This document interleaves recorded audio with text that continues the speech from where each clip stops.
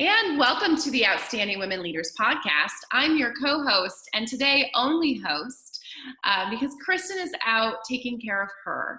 One of the important things we talk about here on the pod is that you got to put yourself first. Self-care is important.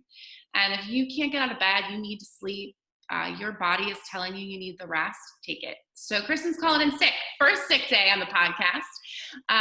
And that's worked out just great because we've canceled on our amazing guest today tonight.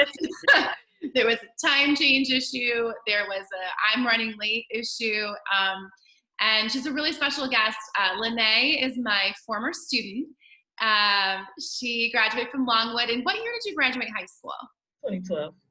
2012, right. So I'm old. I taught you 2011, and you were in my AP history class, and I'm pretty sure you hated it. I did. But managed to not hate me. Hopefully it prepared you for college in some way. Definitely. Did you have a college class you hated more than my AP history class? Yes. I was in the honors program at my university, so we had to take this biochemistry class, and I literally passed by the skin of my teeth, but they were like, well, you don't have to retake it. Okay, cool, because I'm not, and I can't, I won't. I hated that class. All right, see, so they do get more challenging than mine, which is great. Yeah. So LaNee and I followed you on Facebook, and I knew you had your master's. I just found out you finished your master's in counseling, and I also watched you have this incredible weight loss journey and talking about keto. And I'm a huge fan of keto, a huge fan of intermittent fasting, and a time where I sort of stepped back for a little while and enjoyed a little more carbohydrates.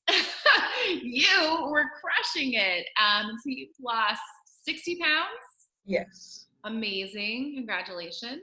And you have launched a business, which is also incredible. And pretty much my journey. I lost 60 pounds through CrossFit and opened a CrossFit gym. So tell me about your business.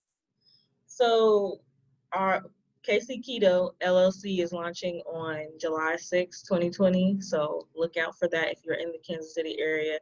But basically, my boyfriend and I are starting this business because we want to help the community have a more convenient way to be able to eat healthy and reach their health goals without having to, if they don't have the time to dedicate to figuring all of that stuff out, or even, having these meals while they're trying to figure out exactly where they want to take their lifestyle change and what direction.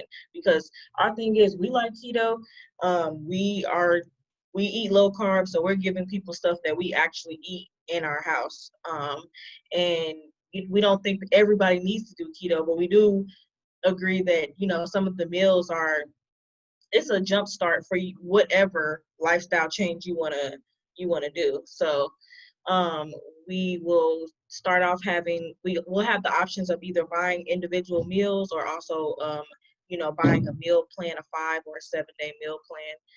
We're going to have some tasty desserts, and all these things literally I make at home. That's why it's so near and dear to us, because we're not really just out here like, oh, we see keto is popping, let's start selling like keto plates. But this is like actually stuff that I make at home. Yeah. For me and him, and when we have the girls, and yeah. Yeah, and I've been watching the food that you have, and I love that you're taking this stuff that is typically what we think of as terrible food for us, like chicken wings, and turning it into a keto meal that can be healthy, which is great. I want to eat and buy your food, but I'm not in the Kansas City area. Yeah. So I have to get this podcast in that area so people can hear about you guys. Are you doing any coaching along with this? Did you have someone coaching you through your health journey? Like, how did you get into keto? Honestly, I got into keto, I think it was like December of 2018, and my doctor, I had come there a couple of times because I had to get some stuff taken care of, and she was like, well, your blood pressure has been high every time you came, so, I'm going to recommend that you start this blood pressure medicine.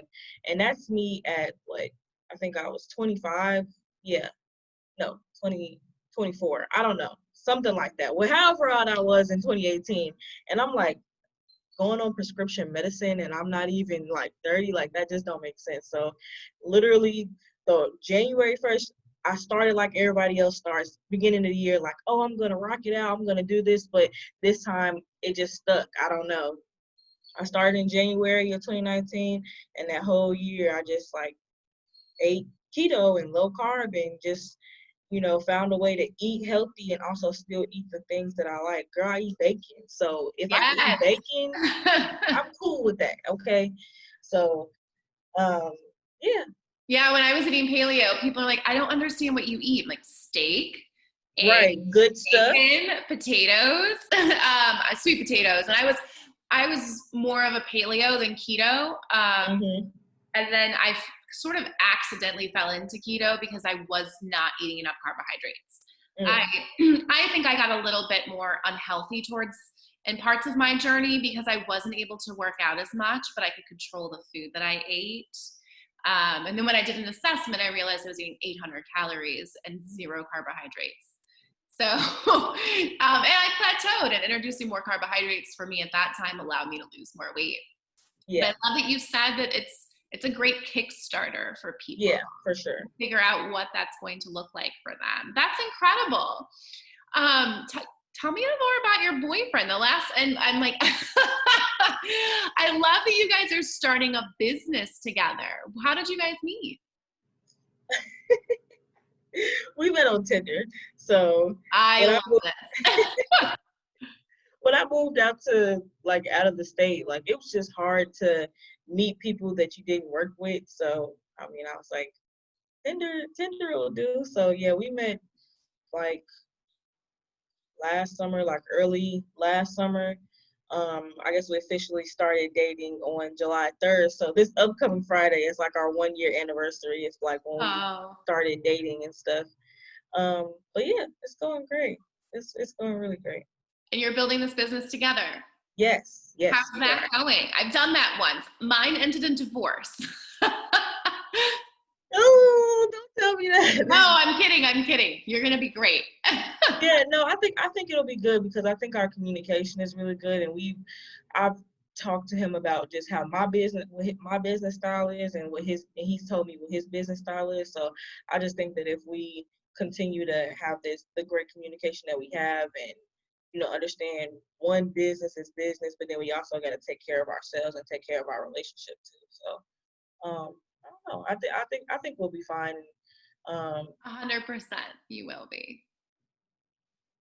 I'm excited. We're very, very excited. We wish we could have started earlier, but we wanted to start like at the beginning of a week, and then we're also on vacation now too. So, but we're very, very excited to start.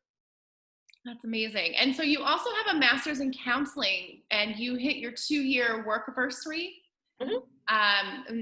Tell me a little bit more about your work that you're doing there. So I work at Foster Adopt Connect, and basically I'm just helping work in the child welfare system. I work at Foster Adopt Connect as a program support associate. So basically just helping. I work directly under the vice president of youth programs and just working on any tasks that he has for me. If any other programs need an extra assessment or they need help developing ideas or if they need help hiring, I do a lot of everything in helping out different programs throughout our agency and also helping to expand the different locations that we have and the different programs that we're able to offer. What made you want to get into working with foster kids? I do know. So I knew when I graduated college that I wanted to work with kids. So when I started applying for different jobs, I was applying for like more student affairs jobs. And I had applied for a student affairs job at Northwest Missouri State University. But I guess one of the buildings that I was supposed to be supervising over, the budgets were not good enough to open up that building, or they didn't think they were going to have that many students to open up that building. So she sent her information over to the program director of the Missouri Academy of Mathematics and Science and Computing, and that program was working with kids, which is something that I wanted to do. But fresh out of college, I was just like trying to apply for jobs. So I, from that job working with kids, I had experience at a college working with kids. So I just started applying to different jobs that were working with the youth population, and then I just landed on a shelter. I just landed there, and I was like, I actually like this. Like just working there in the shelter, working with the kids, learning more about trauma, and I I think it was just meant for me to start that job, because after I started working with kids more, I was like, okay, I think I want to delve more into this. So because initially I think when I graduated college, I was like, well, I want to be a juvenile probation officer. And I think it just sort of developed. I knew I still wanted to work with kids, but not necessarily in a criminal justice aspect of it. Yeah. I obviously wanted to work with kids as well. And I miss my high school students. So for people listening, I taught LaNee at Longwood Academy, in the south side of Chicago. And that was a difficult environment for kids. And I don't know how many people you've lost in your class, but I've counted 18 students from that school that I taught that have been murdered in Chicago. Yeah, it's really getting ridiculous. I can't say that I have. There were some people that we lost in our class, a lot of people. Um, Nobody to me personally, but even still, even it doesn't matter if they, we weren't personally related. It's just all of the gun violence, not even just in Chicago, just across Mm-hmm. in the world. It's ridiculous. So it does suck because people are just too young to just be dying. I don't know. Yeah.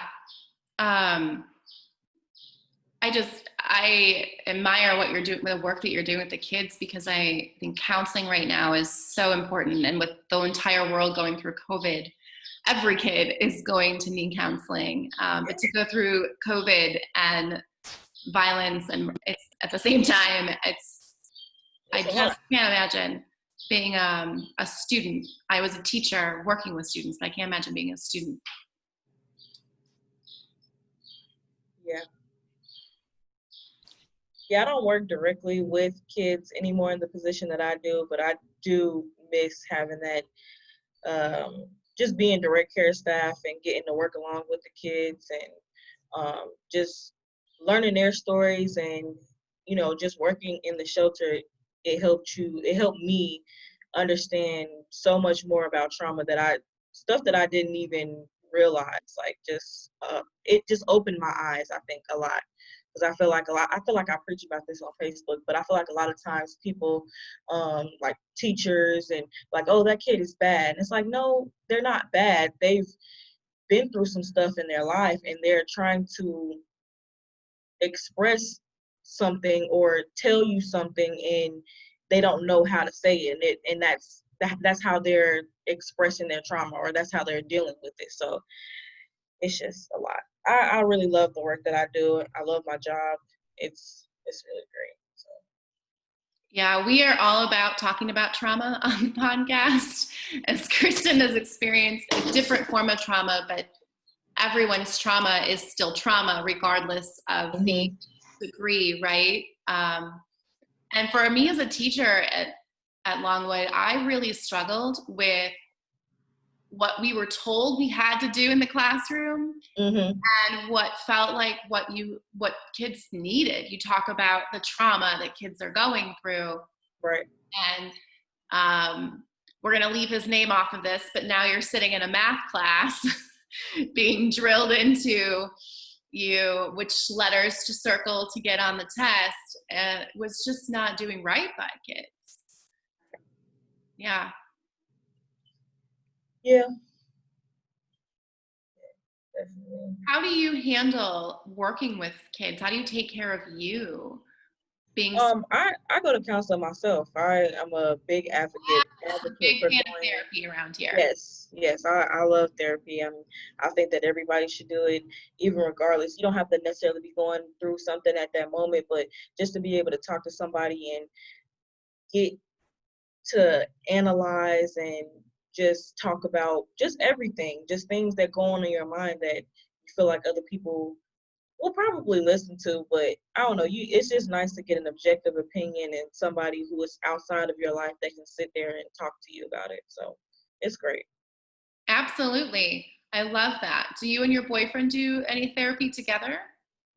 No, not right now. We're thinking about it, but I think it's just good to, always keep up with good communication. It like I said, going to therapy and counseling is not a negative thing. So people don't have to go just because they are arguing.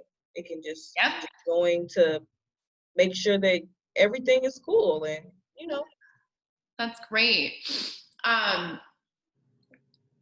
love that you've gone into counseling, but how are you, I see your Facebook posts, like how do you help advocate for that? Because particularly in the Black community, counseling, mental health, that is not something that is top of the list for people.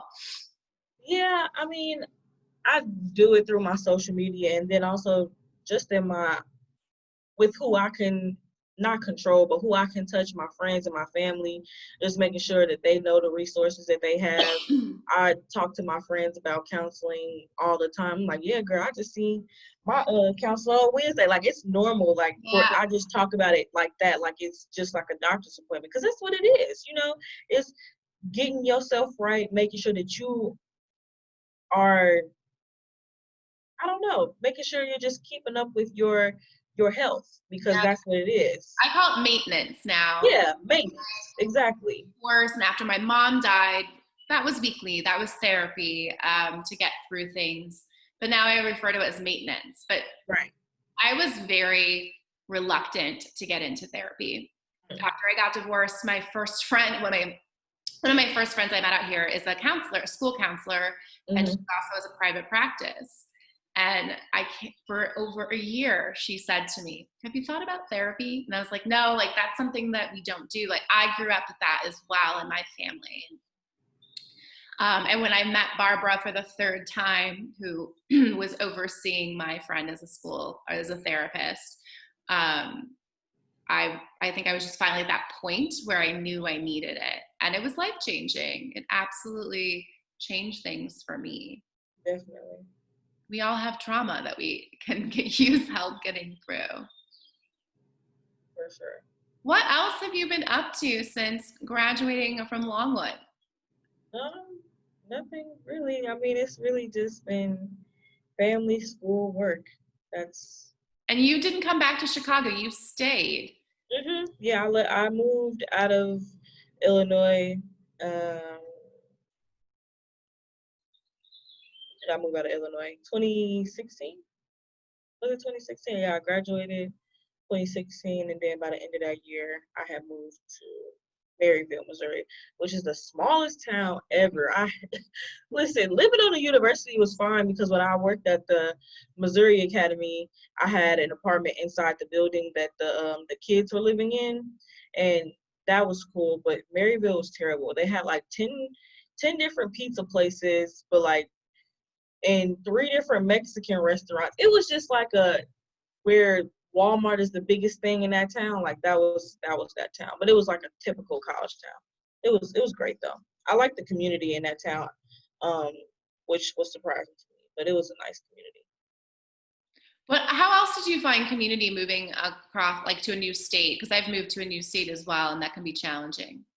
I think just from work, honestly, a lot of the friends that I made of people who I'm really close to now are from work. From my first job moving out of town, working at the Missouri Academy, and to now working at Foster Adopt Connect. And just from there, just friends, just growing. Yeah. I joined a church when I moved, and that helped connect people, which I found helpful. Where can people learn more about your keto business? So you can follow us at k.c.keto, Keto 1 on Instagram. And then, hold on, let me make sure I'm getting all that right, because I think it's 1 on Facebook. Yeah, no, on Instagram it's k.c.keto, and then on Facebook it's k.c.keto1. Got it. We will add that in our link when we post your episode so people can follow Thank you. Thank you. Thank you. And you launch Monday. We do launch Monday. We are gearing up. That's exciting. As a business owner, I'm just super pumped for you. And thank you. Thank you. As a former and as a teacher, and I'm just super proud of you. Thank you. This is really something I never would have saw myself doing, but I think it's coming at good timing. And I'm also thankful for my partner, my boyfriend, and my business partner for just being so ready to do this with me and so supportive and so consistent throughout the whole process of us starting this business. So that is so important. It definitely is. You are awesome. Thank you so much for joining us today. It was weird without Kristen. We missed her so much. At some point, you guys will have to connect. Before we go, I was going to ask you, do you still talk to any of your classmates from Longwood? Some of them, not really though, but some of them I still keep in contact with. Were they from the AP class? No, actually. No. I don't keep in contact with a lot of kids I went to high school with either. There's one. I don't know. High school, I just feel like high school is that one period of my life that I would actually never go back to. College, I would go back to. Before high school, I'd go back to that, but never in my life would I go back to high school. Yeah, I couldn't agree more. Thank you so much, LaNee. Okay, thank you for having me. Bye.